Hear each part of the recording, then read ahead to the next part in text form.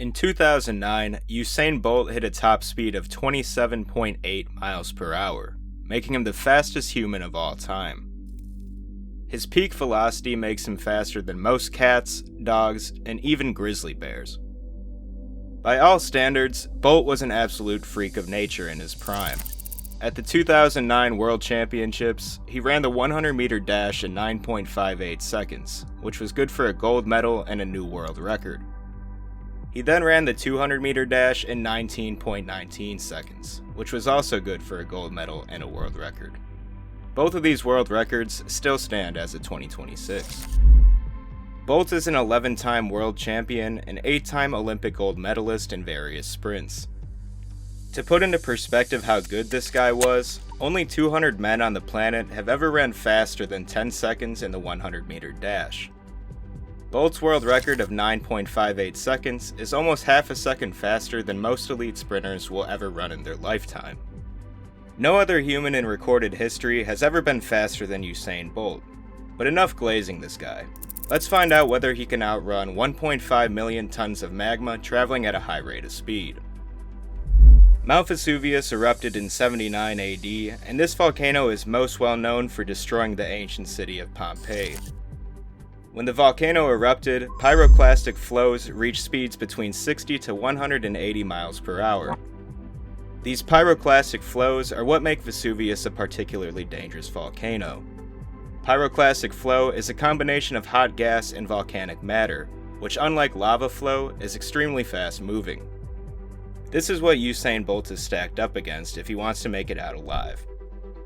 And just to put into perspective what we're actually dealing with here, the 79 AD eruption released energy equivalent to roughly 100,000 Hiroshima atomic bombs. This isn't just a natural disaster. This is a geological event so violent it buried an entire city under 10 feet of ash and erased it from the map for over 1,500 years. That's what Bolt is lining up against. In order to figure out whether Usain Bolt could beat Mother Nature, we're going to need to do some math. Let's start by getting all of our numbers together. Bolt has a top speed of 27.8 miles per hour, or 44.7 kilometers per hour for my non-American friends. And, for the sake of this video, we'll say the pyroclastic flow from Vesuvius has a top speed of 60 miles per hour. Let's also consider that the safe distance away from the volcano was roughly 10 miles from the crater. For the most accurate outcome, we're going to have Usain Bolt start at the base of Vesuvius, and he's going to take off running right as the eruption happens, almost as if it's a starting pistol.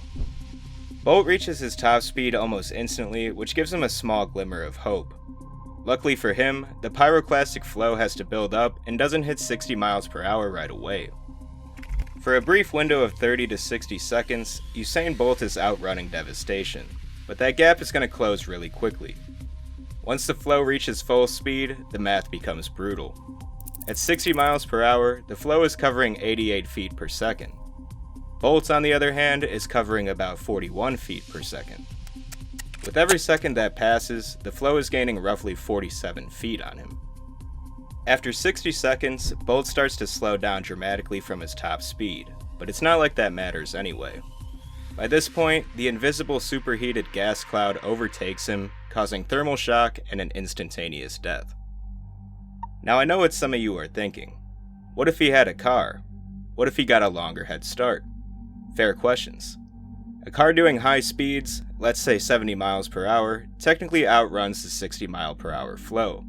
But it doesn't matter because the pyroclastic surge, that invisible gas cloud traveling ahead of the main flow, hits temperatures of 700 degrees Celsius and moves at speeds that make 70 miles per hour look like a Sunday drive.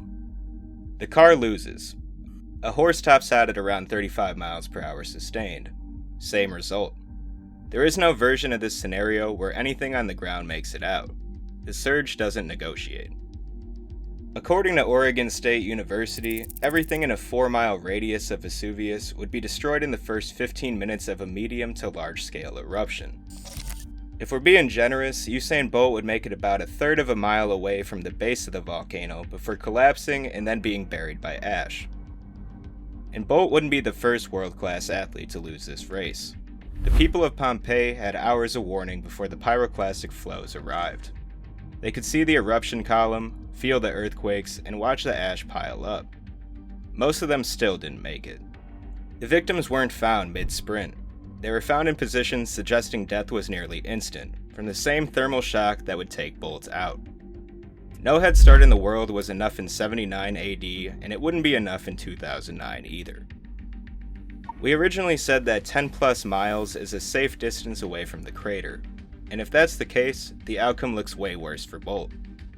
If he were capable of maintaining a 20 mile per hour pace, Bolt would reach 10 miles in 30 minutes.